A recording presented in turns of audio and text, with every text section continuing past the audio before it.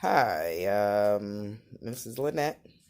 I am part of a company that helps people take care of financial situations that they are either think they know the answer and are doing nothing, or are looking for the answers to make changes to their lives.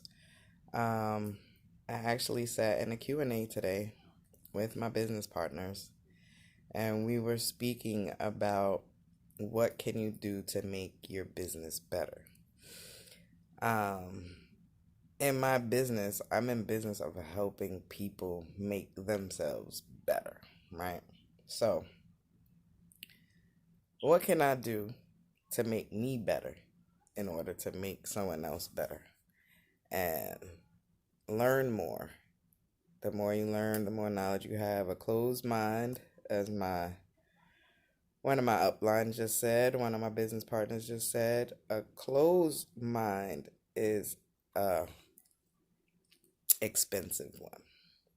So, um, we don't learn a lot about money in school.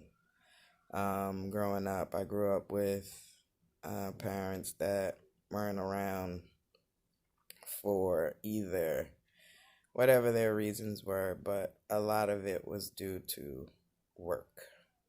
Time for dollars, time for dollars, time for dollars, which was definitely needed because the rent don't stop. As we just said, the rent don't stop. And you have to put the work in order to be able to pay your bills. You have to put the work in order to be able to build your business. With anything that you want, you have to be willing to put the work in. If you want to lose weight, you got to be willing to put the work in to eat right. You got to be willing to put the work in to work out. You got to be willing to put the work in.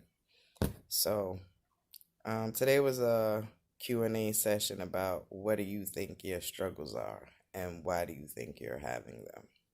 So, I know a lot of people don't know why they're having financial struggles because you feel like you're doing what you've learned to do in order to live this supposed life that you were taught of how it was supposed to work.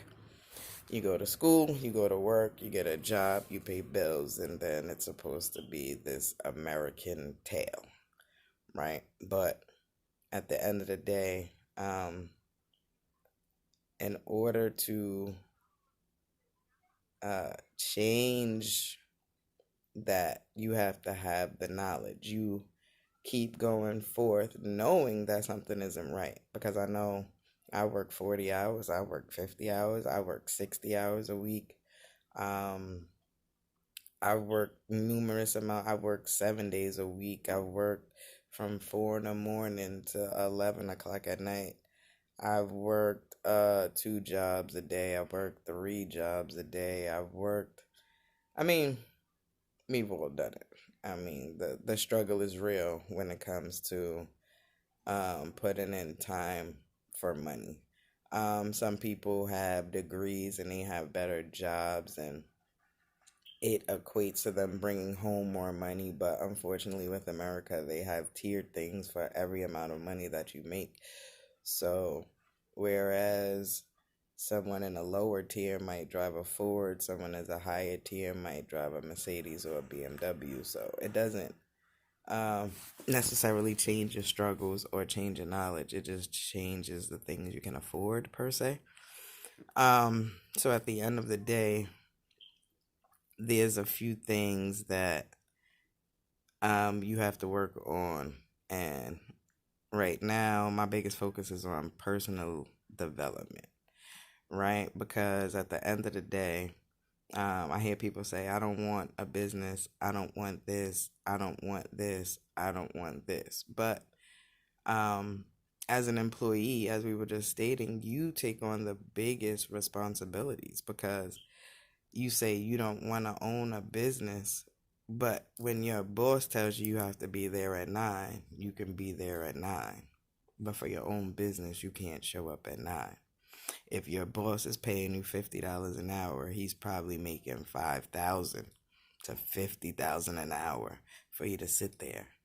So it's like as I get this knowledge and as I talk to my uplines and as I realize more and more that it's not about uh me having everything, it's about me getting where I'm trying to go. Even when you get a job, sometimes you take a job that you may feel that you have more knowledge and may be more worth more money and may um want more, but you're willing to sacrifice for your job to get more. Um, there was another thing that was said. I watched a guy, Tim Sales, and he was talking about network marketing versus a regular job. And he said something that sat out to me that I totally disagreed with to a very good extent, and I'm going to explain why. And I get why people go to get jobs, he said, because it's frictionless, right? And I was like, frictionless. And it really baffled me because every job has friction. I don't know anybody that goes to work and their job is frictionless. I mean, getting to the check might be frictionless because it's kind of edged in stone, you know. If you're making $10 an hour and you work 40 hours a week, you're gonna make $400, but you're not. So it's not frictionless. Even after you think it's frictionless, it's not frictionless. Even this $400 a week that they told you they're gonna pay you, they're not even giving you $400 a week. So there's not frictionless to it.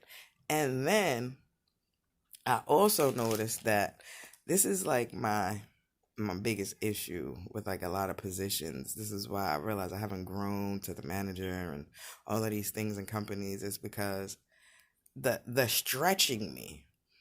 Like I have to prove that I'm capable even though you're watching me do this. I never grasped that concept. So it's not frictionless. So it's a lot of times when you work at a job and you might have this position, but your manager might throw all of this work on you because you're already good at it. Or you work at a job. I've been a vendor at major stores like Lowe's, Home Depots, all of these other places. And I've literally been the vendor, not employed by them, not receiving a check from them, not doing anything. It's just that I go to so many Home Depots, I go to so many Lowe's, I go to so many of these places. I know the layout. I know the layout of basically every store. They're pretty much the same.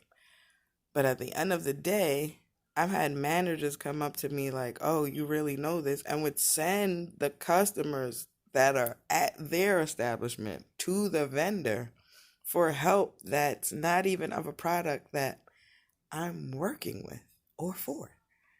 And it's just one of those things, well, you're here, you can just do it. So I don't see where there's frictionless. I have friends that call me to complain about all the things that go on at their jobs. Like I'm like the person to vent to. I feel like the priest of jobs. You know what I'm saying? Like they there's no booth or whatever the case may be, and there's no reason that I have to keep it a secret. Not that I tell anything that's going on at anybody else's job because I know it's just venting. But at the end of the day, it's not frictionless. There's nothing frictionless about being an employee. Um, I don't I don't think there's anything wrong with a job, but I don't see the frictionlessness in it. Um, I don't know nobody that goes to job and be like, I love my job. I ain't got no problems with my job. I would do this for the rest of my life.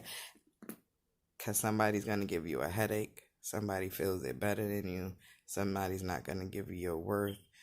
One of your co-workers is not going to treat you fairly. One of your managers is probably going to dislike you. You don't know the owner, probably never met the owner. Owner doesn't even care who you are. And just the fact to know that they signed you up to lose because Tax accountants will tell you that the W-2 system is designed for you to lose. Like, this is your boss. Your boss is set you up and designed for you to lose, and is not in any type of way trying to show you how to start your own business in order for you to win, because that's the only way to win in America. Right? So I don't understand the frictionlessness of it. I understand the easy money as far as the day, every Friday, every other Friday, once a month, whatever it is, however you get paid. But I do understand that part. But if you're still struggling, like if you're worried about if you're gonna pay your cable bill or your cell phone bill, if you have to debate on if you're getting chicken or steak, if you have to debate on how much of the light bill you can pay to make sure you keep the lights on, and how much of this bill you can pay to make sure you keep the cable on, and how much of your cell phone, what's the minimum you can put on these bills just to keep you looking like your job is actually doing its job for you, because at the end of the day, that's what the job is supposed to in turn do for you. That's why I don't understand the frictionlessness of it. But I kind of got a little off topic, because that is one of the things that, because we have this mindset, we get rid of the income producing activities we can do on our own, because we think if we go out there and we give 100% to our jobs, which is absolutely insane. Giving 100% to your job isn't even expected by you. James Getty said he takes 1% of 100 men. That's why when you look to the left and when you look to the right, it's not just you. He doesn't expect production to be 100% of you at jobs. And they also look at you as a bill, right? Everywhere you go, any job you go to, you're just a bill. Whatever they're making hourly, if they're making $50,000 and they're paying you $70 an hour, they don't look at you as nothing more than a bill. That's why they give you a plaque and a watch. Time to go. Everybody, the watch thing is an insult to me, because if you give me a watch, you telling me it's time to get the hell out. So I never wanted to retire from anywhere, because I never wanted that. My mother retired, and they literally had to send her plaque 3 times, because whatever company they deal with, they got the cheapest contract they can find. And for some reason, whoever was the guy to put the names on the plaques always made everybody Hispanic. So, it was actually funny in a way, but just to know that my mother spent 20 years at a job where she worked tons of overtime, and the company that they hired to send her thank you couldn't even spell her name right. Not once, not twice, 3 times.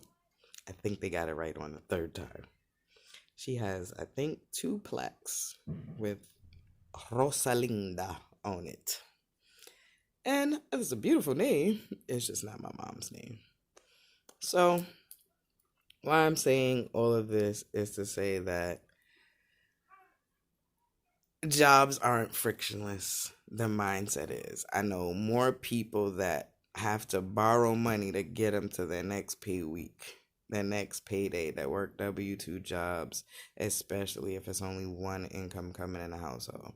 I know people that have 2 incomes coming in the household, and they gotta borrow money from each other to make it to pay week after bills if they have alternate pay weeks. If one gets paid every week and one gets paid every 2 weeks, trust me, somebody's asking to borrow money to make it to the next week.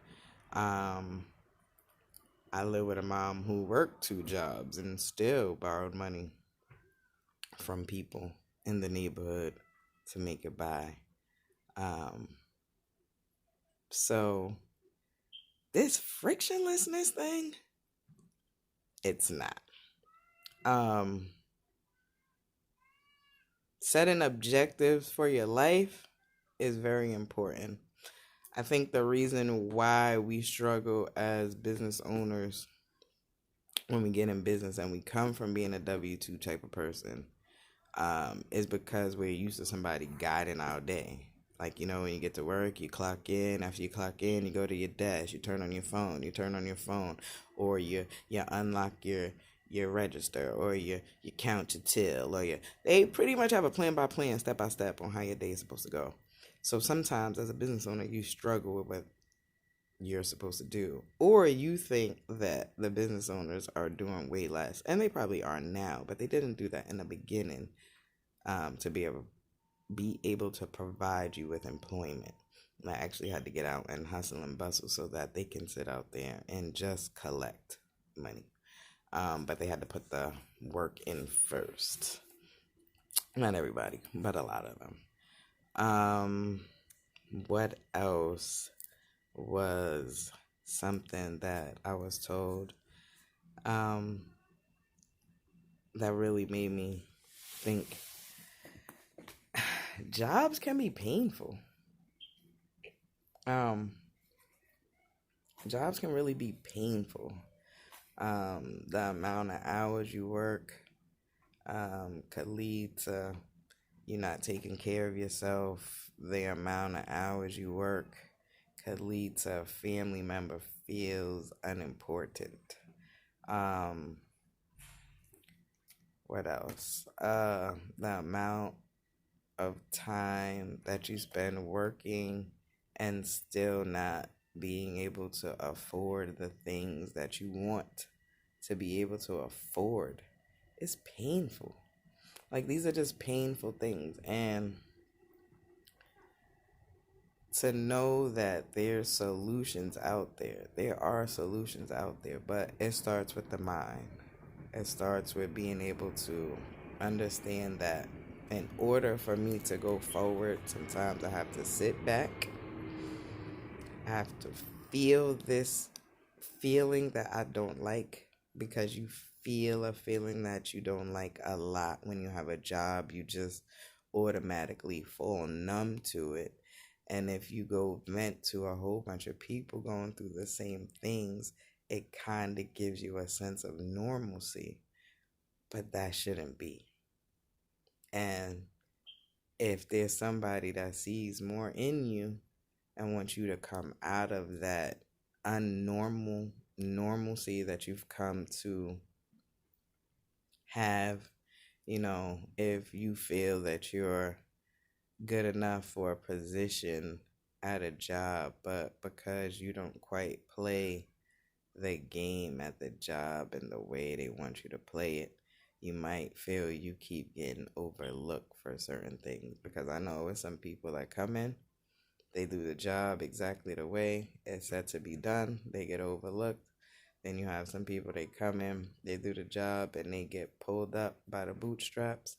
You have other people that have connections that don't know what they're doing and still get their way in. So it's so many different things that cause friction at jobs. And there's so many pain points at jobs that shows you that they're not even there for you.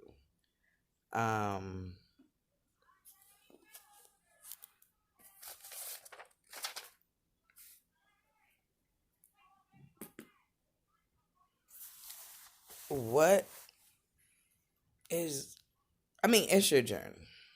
So at the end of the day, remember, it's your life, it's your lifestyle, and it's your journey.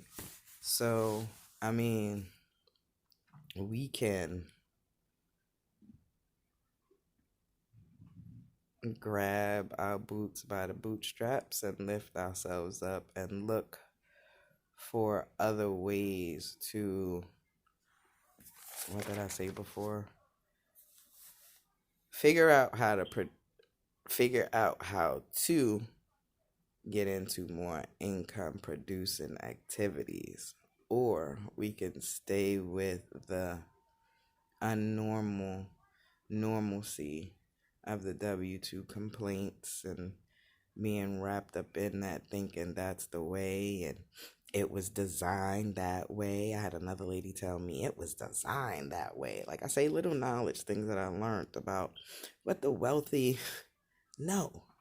Like I go out nowadays and I talk to people and I'm working on my personal development and I'm speaking to people, and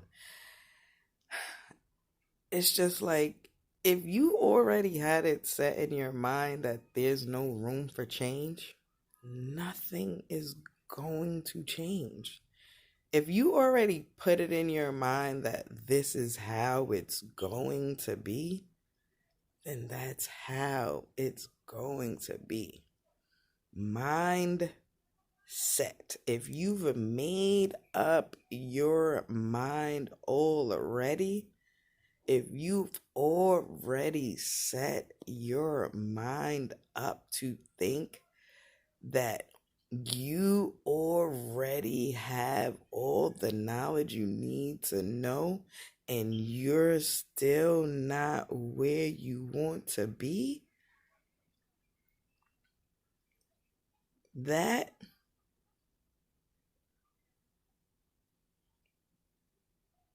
shouldn't be where your mind should be at. That should not be where your mind should be at. I had somebody say today, do you have a coach?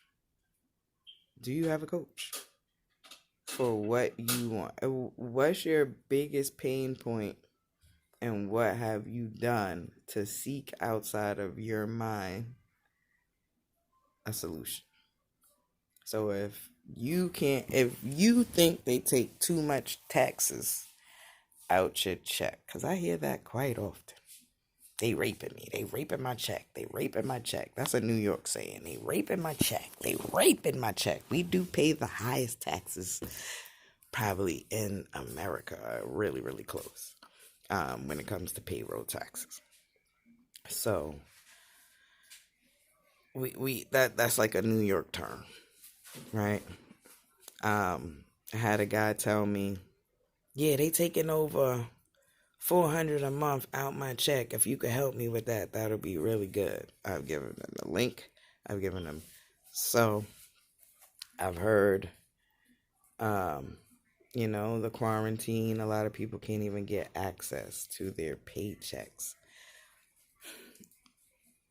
That's why I don't understand the frictionlessness of being an employee.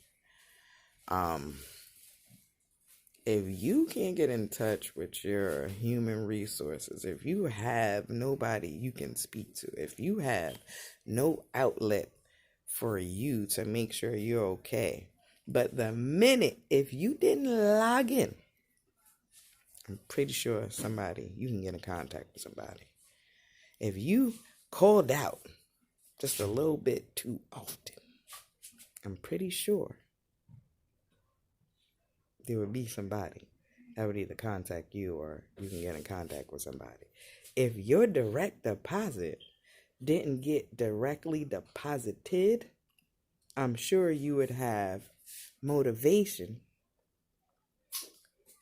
to find out who, where, or what you can do to make sure your check gets to you. So I hear stuff all the time.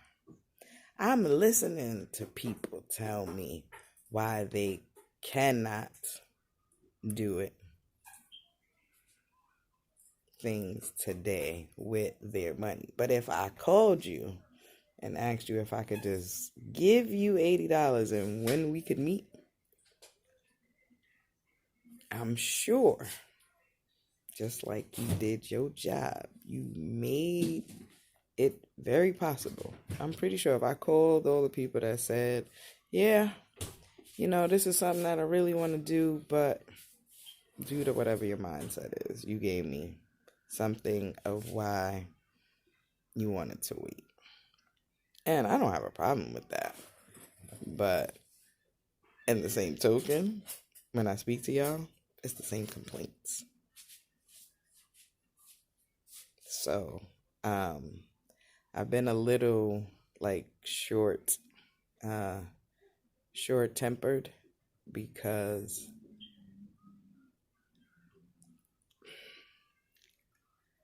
I like solutions. Some people like talking, but I realize that maybe I haven't broken down the solutions in a way for everybody else to understand, because I gotta understand that this is what I am into. Everybody's into what they are into. And I guess that's why I never got into teaching. I'm very motivating. I guess I'm good at motivating, but I have to become a better teacher, which means I have to dissect it down to the smallest minute particle to make sure everybody can understand where I'm coming from. So, those are the goals that I'm going to work on to be able to help all the people that I am around to get to where they are saying they want to go, but are lacking the knowledge to get where they're trying to go. And I was also reminded today that I can never, ever, ever say the wrong thing to the right person. So with that being said, I'm going to end it on that note. I can never say the wrong thing to the right person.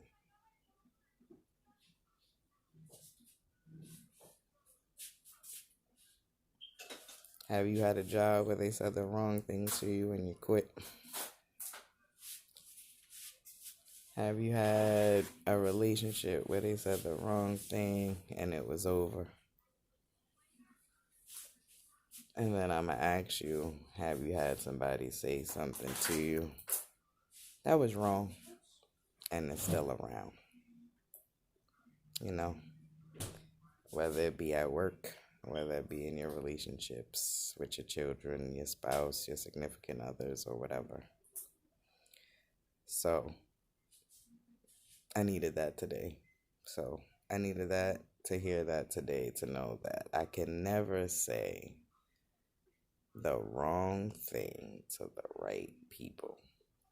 So, if you want to change where you're at, and if you want to listen to something that may be a little different, and if you're willing to seek out the knowledge, because it's free to find out what's going on.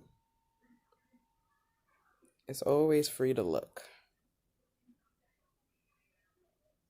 So if you got a few moments of your time and you want to look at something different that might free your mind differently, then go on ahead and do that.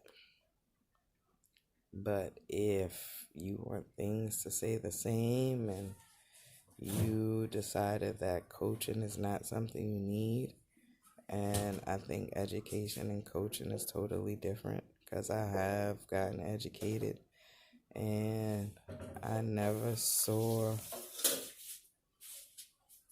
what I needed to see from it. Let me just say that. But being coached, and I like sports, you can see a